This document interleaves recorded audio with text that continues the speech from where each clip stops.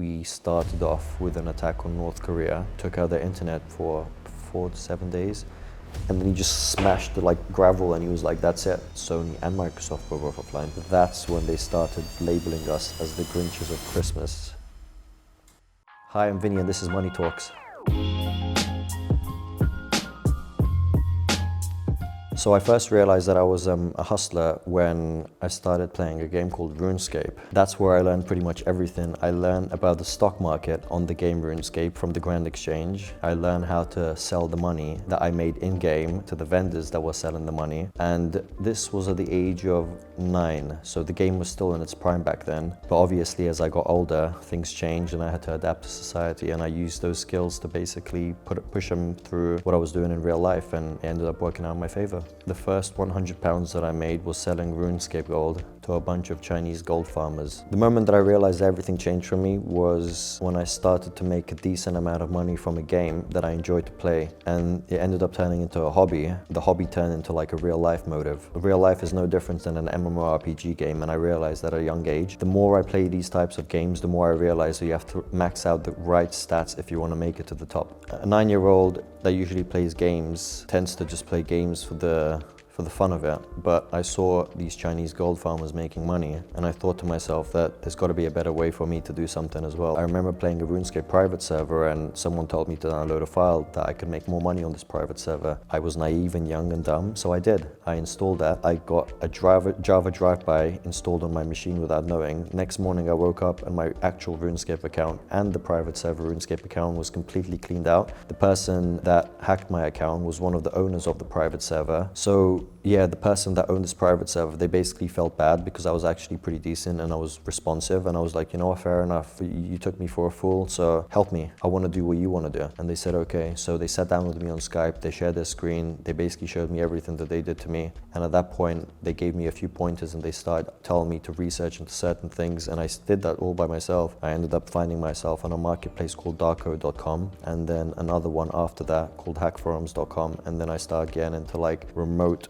administration tools which are called rats, and I started using those tools to basically hack RuneScape gold, and I made more money than I ever lost. I never took any vengeance on the private server because even at a young age I realized that every single loss could be turned into a win, depending on how you see things. Life is literally like an MMORPG game. The more you concentrate on the right stats in the MMORPG, you could do the exact same thing and mirror it into your real life and personal life. If you max out the right stats, you can get far in life. If you max out the wrong stats, it'll take you longer, or you can't max out any stats like the average person and you just stay in the 9-to-5 rat race. Your physical appearance, your mental clarity, and finally, I would probably say your financial status as a guy, because guys need to make money to live in this world. The things that I would tell somebody that's in the lower class of those stats would be to concentrate on maxing out the right stats. You can always stop. Age doesn't matter. Age is just a number. I'm sure people have heard that before, but the best thing to do in that position is to drop out all the negative things in your life. For example, if you haven't got that much money to your name, it's good to stop drinking, it's good to stop alcohol, it's good to stop messing around with females for a specific and a short period of time, and just concentrate on yourself. That includes friends as well. Like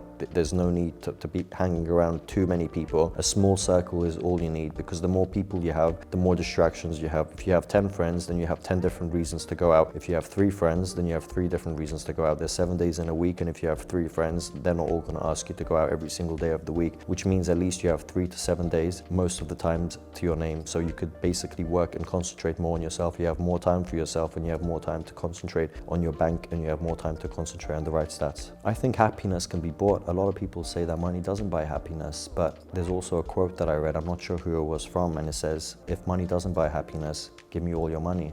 So the transition between hacking money on RuneScape and hacking big multinational billion-dollar companies, well, if you consider it hacking. It's not hacking, but it's a low level of hacking, and it's very effective, even though a lot of the quote-unquote security analysts and researchers would disagree, but they're the ones that aren't doing so well in life. They're the ones that have a lot of opinions about a lot of things because they think that they're experts, but a lot of these experts are still stuck in the quote-unquote 9-to-5 race. There are different ways to escape. I realized that I had a bunch of skilled people around me, and my friends, they also realized that they had a bunch of skilled people around them. The money was the main goal. It was never ever to harm anyone. It was never ever to upset anyone. But we also realized that if we use our skills and try and get out there the same ways as previous hacking organizations did, we could actually make an impact and let people know who we are quicker than they did, and we could minimize arrests. But obviously arrests and stuff like that, they don't really work out in your favor, especially when you're the main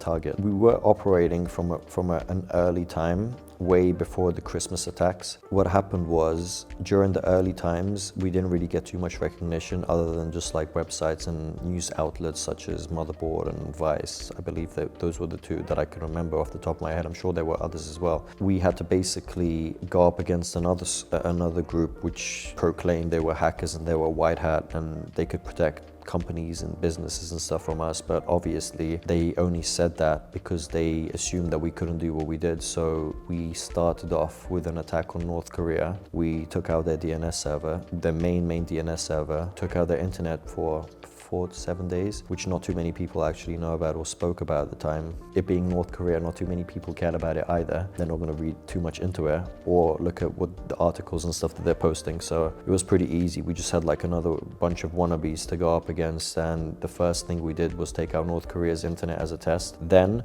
it moved on to Christmas Eve. It was just basically, I was working in HMV part-time at the time, I remember, and my friends called me and they're like, it's about to get serious, I need you to come home. I remember literally just running out the store without anyone knowing anything. This was the 21st of December 2014, if I'm not wrong, maybe the 22nd, so quite a while away. And when we turned up and we sat down, we had all of our botnets and servers and everything just ready, and we had the main IP addresses from Sony and Microsoft, and that was basically time. My friend said it's time to show the world what we got. We already did it on North Korea, so it's time to ruin Christmas. He said that as a joke, obviously, and he's like, are you ready to be the Grinch of Christmas? And I said, let's see what we could do. But the main goal wasn't to destroy these companies. The main goal was to basically take out the ego of the other hackers that said that we couldn't really do what we claimed that we did. So technically, if anyone's to blame, it would be Finest Squad, which is the other hacker group. They failed to protect the companies that they said that they could protect. We did everything that we said that we were going to do,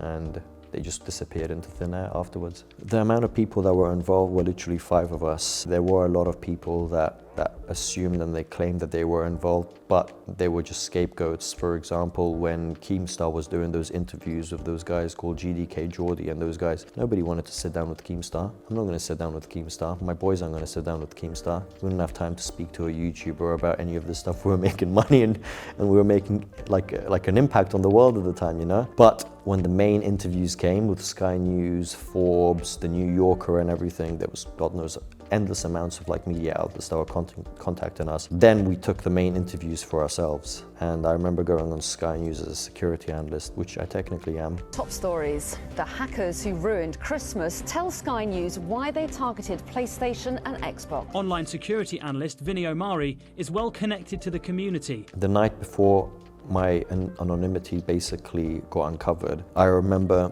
being pretty drunk on Jameson's whiskey. Shout out to them, they make good whiskey for a decent price. I had a whole bottle of it, and my friend was just like, hey, I got a message from BBC 5 Live on Twitter, along with a bunch of other like media outlets. They were like, we want to do an interview, and they're in the UK, do you want to do an interview with me? And I said, you know what, I'm in the mood to do an interview, let's do an interview. This was after everything was shut down. So I went and did an interview at BBC 5 Live, and my friend and I went on as member 1 and member 2, but obviously my voice is very distinctive, it's pretty hard to miss. Next morning I woke up with Sky News and God knows how many other outlets literally just parked outside my house. My public address and everything was out there, so it wasn't difficult to find me. And I'm looking around and I'm like, who's got the most credible resources and the most like credible like media? And I saw Sky News and I'm like, you know what? I approached the guy at Sky News and I said, look, if I'm going to come with you, you're going to put me down as a security analyst, which I am. My friend, he was doing all the hacking, so he's going to go down as the main hacker. I'll bring him on as well, even though he was at a restaurant somewhere in Finland. He came on as the hacker, I went on as a security analyst. We sat down on Sky News, we talked. After the interview and everything, I called the FBI. I'm like, yo, my name's this person, I live with this address and everything. I just had the media. I don't know if you know, but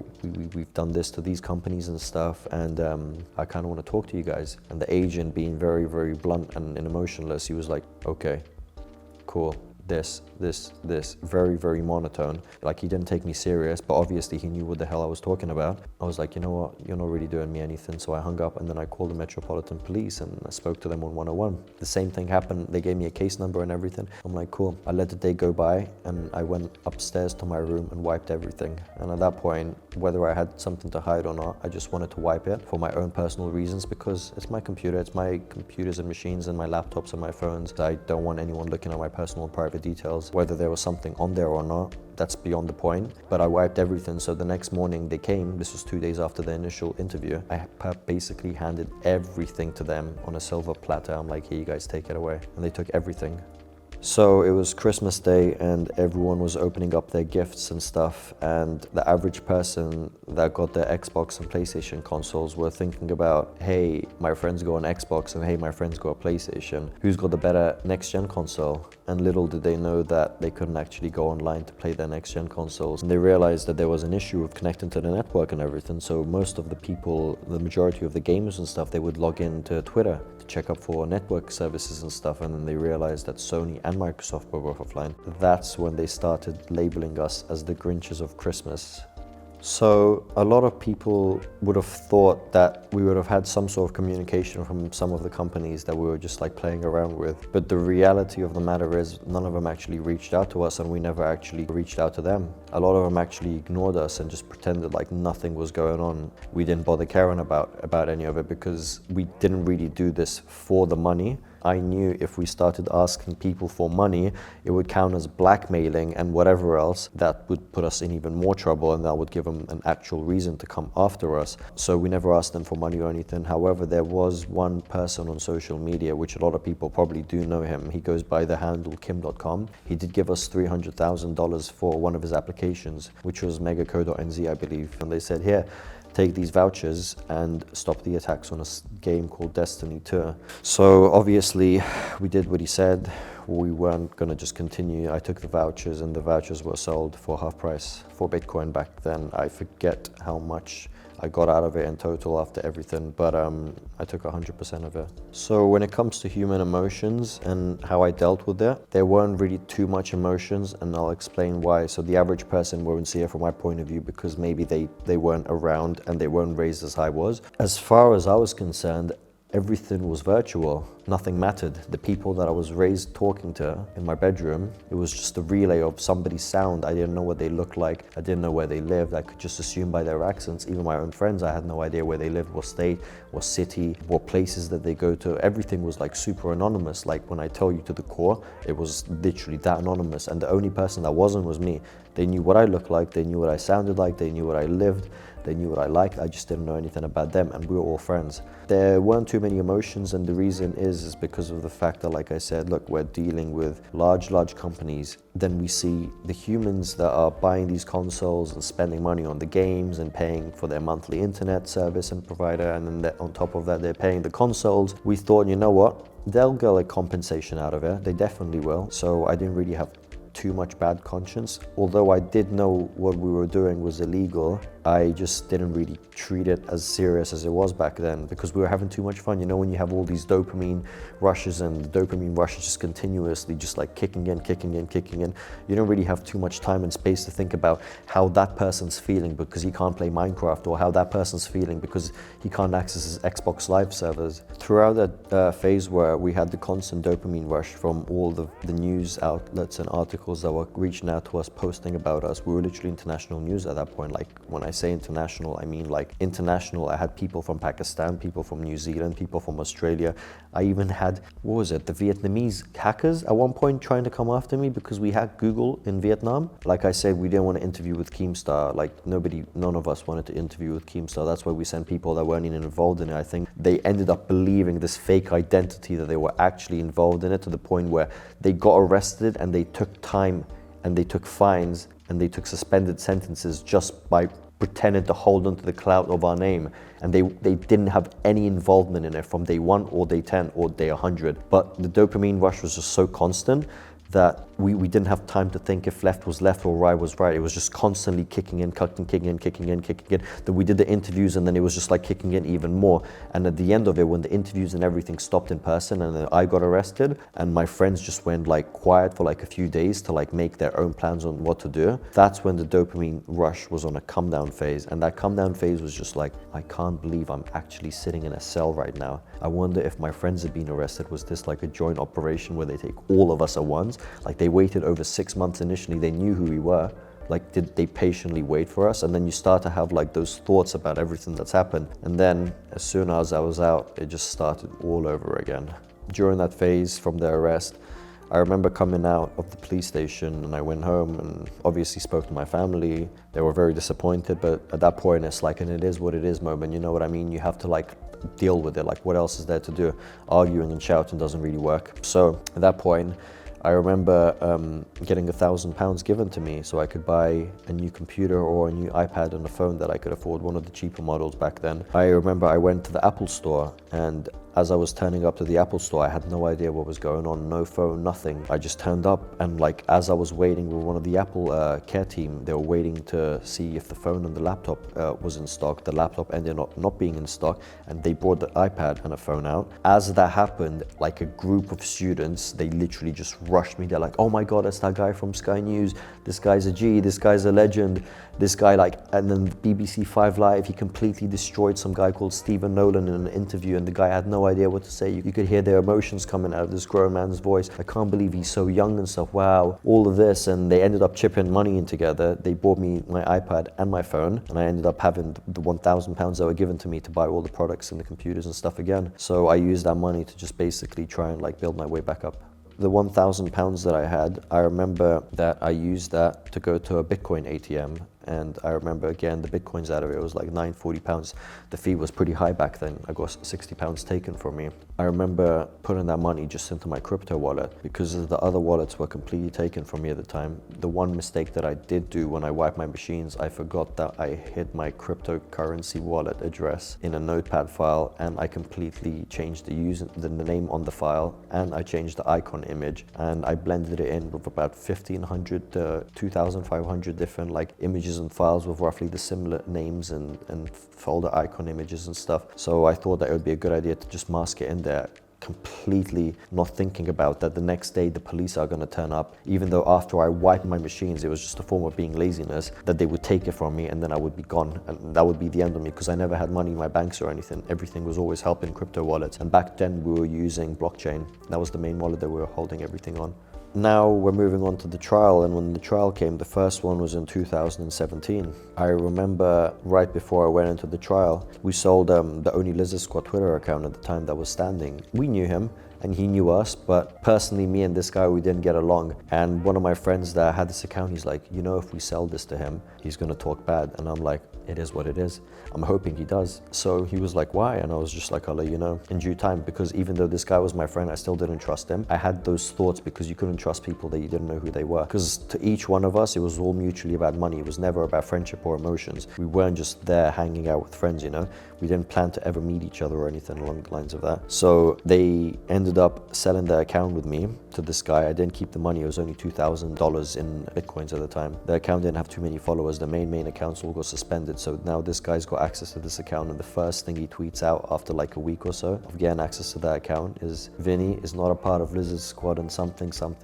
I don't remember the exact tweet, but it's out there. I think one of the sub domains, they did an article over, and they came back to reach, they were like, can we get your side of the story, your opinion? And I said no comment. So they basically put out an article saying that apparently I wasn't involved and I was like this and this and that. I was just a face for the group. And then my sentencing comes, the first one, because I had two, and my lawyers just messaged me and he's just like, I can't believe these guys are idiots. And I'm like, why? He's just like, he's literally just going to get you off the court case. We're just going to put everything onto them. Basically at this point, it's this guy. So he's got access to the account. So what are we going to do? Like, he could say so much crap. Like, he's just going to make me look bad. And he's just like, You don't need to look bad. It's his account now. It's under his name. He could say whatever he wants. Your sentence is literally like a few weeks away. We're going to use that in court. Now, fast forward, we're in our court hearing and we've used that in court. I ended up basically getting off with a small fine. I think the fine was like £8,000 or so. And I also had 200 hours of community service, which I literally did like 0 hours of, like literally 0 hours. And the reason for that is because I kept having surgery. So since 2017 to 2021,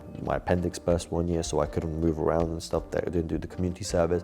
Then the next year I had a hernia. Then the year after I had a hernia. So every single year I had like a full surgery on my stomach, which takes like at least 6 months or so to heal. Even though I could still do community service, I just didn't bother. I just said that as an excuse. Now 2018 comes and my second sentence is here, which I had no idea. They basically resurfaced the whole case all over again. And now that they've resurfaced it, apparently they have new evidence, which they didn't. It was literally just old stuff, just reworded differently, because it was their mission to literally put me away and to make an example out of me. And they ended up doing the whole trial all over again. It got approved and everything, even though we tried to like disapprove her. We have one sentence in, they end up like bringing up something that the judge is not aware of what it means. So we said, we don't have time for today, we'll postpone it to a second one. 2.5 months later, they gave us a second sentence in. We went there and the judge was just like, this still doesn't make any sense. You forgot to list out how much money he owes these companies and blah, blah, blah. Now the second sentence is done. By the time the second sentencing is done, I've realized that basically everyone that got arrested on this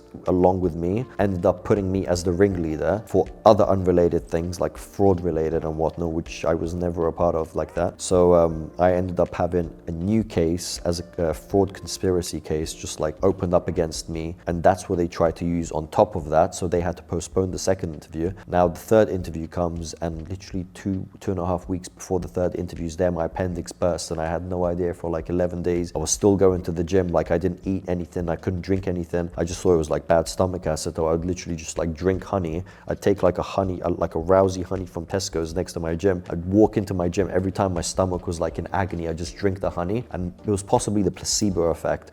It would just like stop the pain a bit and I'd get back into deadlifting or squats, whatever I was doing at the time. It was powerlifting. So that happened, and then the 11th day my body just shut down. Like I was just drenched in bed in sweat. Ages later I wake up in hospital like with my phone like a low battery and everything. My judge is calling me, got like a bunch of like anonymous phone calls, probably from the police, wondering where I am because I literally missed the court hearing for my final sentencing, and they had everything ready this time. It was literally the end of the whole like scenario, and I'm in hospital with like a fat scar here, just like connected to like 4 or 5 different cannulas, connected to like a morphine machine intravenously. My whole family's just around me, cousins, uncles, grandmother, sister, brother, everything. They're just looking at me and my eyes opened up, and I just remember being like completely high off the morphine. They gave me like a 5-minute timer and I just kept abusing it to the point where like the pain was gone. And then I called my lawyer and I'm like, look, Ernest, shout out to Ernest by the way, he was like, where the hell have you been? You know, there's like a wanted like arrest for you and everything. Like they've been checking at your house and everything. Your parents are saying you're not there or anything. And obviously it's the last thing that my parents are going to tell me right after waking up from such a like crazy surgery. Apparently I died and they had to give me blood and everything. It was like horrible. They opened me up and they thought it was just an appendix that needed removing, but it ended up being my whole appendix like blowing up and just infected my whole bowels and everything. So they had to like clean it up. Like a 45-minute surgery was like 6 hours long. My parents didn't mention that, and I'm calling and speaking to my lawyer on the same night after they've gone. And I'm like, what are we gonna do now? And he's just like, I'm just gonna have to postpone it. Get one of the head doctors or whatever to write a letter. I had them the next morning. They wrote a letter and everything to the court and to my lawyer. They called him, texted him and everything, and he's like, that'll be fine. So we submitted it to Reading Crown Court, and then they postponed the interview. They said, when can we do it? And I said, they'll literally let me out of here in the next 4 to 6 days, a week max after this. They want to just monitor my levels and everything to see if my digestion will come back, because it took like a whole 5-6 days before I could even like open my bowels, go to the toilet, or even walk around. It was like that bad. I couldn't even eat. I was on like drip and I lost so much weight. So I'm like, you know what? I'm out on the 7th day, so book it for this day. And it was exactly a week after I woke up from my surgery. So I remember going to Crown Court. My dad drove me there and he thought I was just insane. I had like limping and stuff, and just walked into the sentencing with like a freshly like scar that was literally still like bleeding and like pussing that I had to like clean every other day or so. And I just wanted to basically get it over and done with. I sat down, and what's interesting about sitting down at that specific courtroom at that specific time after everything that's happened, when I did the Sky News interview, I was wearing the exact same shirt that I wore to after the court hearing, which I have pictures of still. I've always had pictures of that stuff, just kind of documented it for my own sake because I thought it was hilarious. So I wore the same shirt that I got arrested in, that I was pictured in. The judge basically asked where the police was to the CPS, which is basically the opposing team that's trying to put me away. And now my lawyers and all my barristers are there, they're just looking around, they're like, where are they? That's a good question. And they weren't there. It was a Friday, and on a Monday is when they thought it was supposed to be, but the actual sentencing happened on the Friday that I was there. We ended up getting to the point where the judge was just so annoyed because he was in charge of my 2017 case, he was in charge of my 2018 case as well, and the two missed sessions already. Now this being the third one, so like 4 to 5 different times that he's seen me, and it's still not resolved. At that point, he was like, you know what? Does this company want their money back? The CPS was like, no. What about this company? No. This company? No. This company? No. This company? No. Is anyone else pressing charges? They were like, no. Nobody is. And then he just smashed the gravel and he was like, that's it. This case, I don't want to hear it again. I don't want to ever see this case open up again. 0 hours of community service, £0 fine, everything, literally nothing happened. The only thing that I'm going to ask you to do is to pay a £15 fine to a charity of your choice before you leave the courtroom. We'll give you that piece of paper with the advice and information on it. I'd appreciate it if you could make that as soon as possible. And then he said, the only reason that I'm going to let you off so light is because you've had a rough 2 years and the past month has been very rough for you. I can't imagine what you've gone through. So I think you've suffered enough for the past 2 years, and now you're going to suffer for the next 6 months or so. The case is completely dismissed, and I never want to see this case open up ever again. So in the present time, the money making's going pretty decent. A lot of the people that ended up following me, this was on Snapchat. I never really had an Instagram at the time, so I decided to make a Snapchat, and I posted it on the original Lizard Squad Twitter account, and I got a decent amount of people. I think it was around 150 to 200,000 followers that I got off just tweeting that one out, and this was during its prime, so it was popping off. I still have a screenshot of it. A lot of people followed me, and then I started posting content and just started posting stuff that I was into, and my followers started to grow. And since around, I'd say New Year's Day 2015, around the 1st of January till around 2022 at the beginning, I had from 150 to 350,000-ish followers and views a day. And it was literally just a burner account. Nobody ever got to see my face or anything, but I started building a little private community on this Snapchat. Anything and everything that I was selling, my services, a product or whatever, I would always sell it on there. If I had a game to sell or whatever,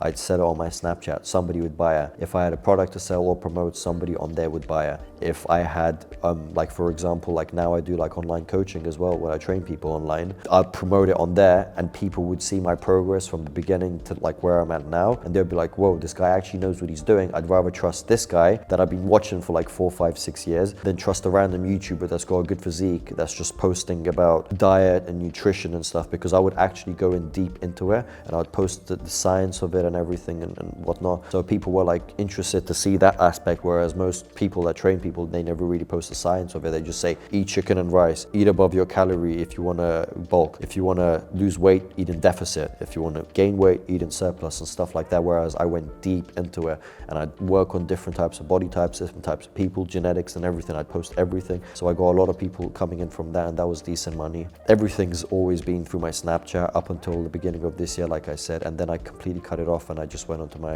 Instagram account. And now I just basically do whatever on there. I've got a few businesses that are all autopilot. I never ever had anyone working for me or with me. It was always free for whoever gets whatever. So it was just basically grabs. I was raised with that mentality. So even when I started my businesses and stuff, I made sure everything is completely autopilot to the point where it's Wi-Fi money. I don't need to be there. I don't need to process orders or anything to make money, to ship things out to make money. Everyone else has to do my work for me, and I just give them a small percentage of my fee. So a day in the life of Vinnie right now, I would say wake up, look through my phone and look at memes. Literally look at memes every single morning. I'll post what I find interesting, and I'll post what I think most people can relate to, so it's not always about me. Then after that, I'll fully wake up, I'll make breakfast, which is usually a very, very clean breakfast. I'll make that, and then after I have the breakfast, I'll get ready and go to the gym. I'll train, and then right after the gym, I'll come back home and I'll eat again, and I'll be looking through memes, and then I'll eat again, and I'll look through memes, and I'll just play with my cat for a bit. And other than that, it's just another day in the simulation that I just got to repeat again. weekend. I train. Friday afternoon is when I usually stop, if not early evening. And then I'll come home and get ready. If I'm going out with friends or whatever, I'll get ready and I'll go out. And if I do go out, usually it's for like a whole 24, 48 hours. And then I'll come back on Saturday evening and then I'll watch the UFC, which every other week usually it is on.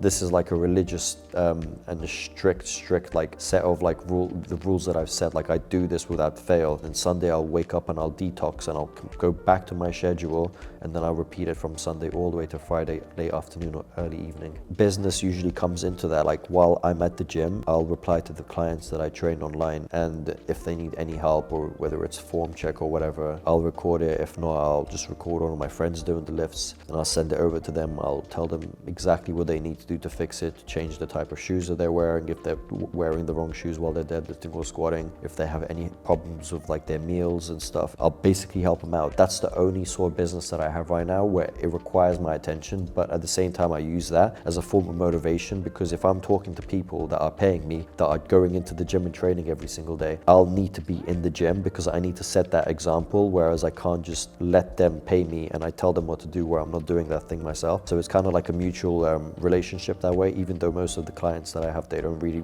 realize it. But other than that, my other businesses, they all autopilot everything. The money just comes in, and at most it requires 4 hours of my attention a month. That 4 hours is literally me waiting for a message and going through memes, or in the gym and lifting, and then I'll look at an email or reply to something.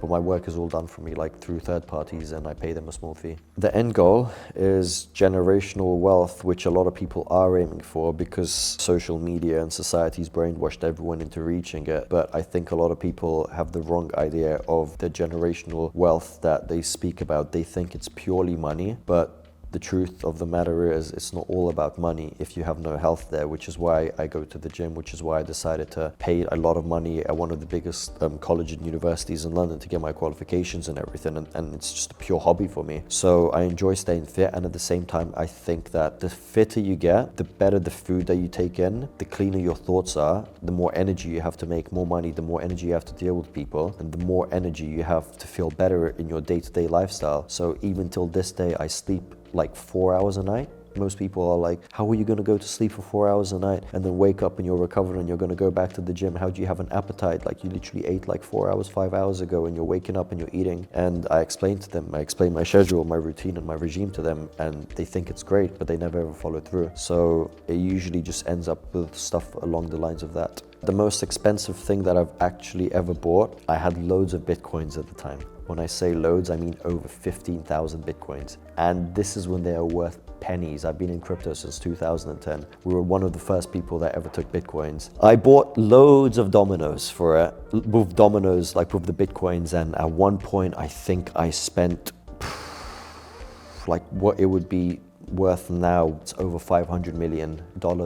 If I was to convert it, it might sound like crap, but we used to buy dominoes like 3-4 times a week. We didn't have bank accounts. We had none of that stuff. We needed to keep ourselves anonymous. We knew if we used Domino's, their app or their website or whatever, even if we used a fake name, phone number, and email address, that house address would be the same. Most of us were lazy. We didn't want to send it to the next address and then run outside and pick it up, show the guy the order and everything. So we paid these other guys. They would basically, whatever the order was, if it was £100 worth, we'd give them £100 worth of Bitcoins at the time, and then they would convert that and then basically use their PayPal accounts to make the orders for us. So they already had money saved. They'd take our crypto from us and use their fiat coins and currency to buy us the pizzas, and they'd send it over to us. So over £500 million at least minimum.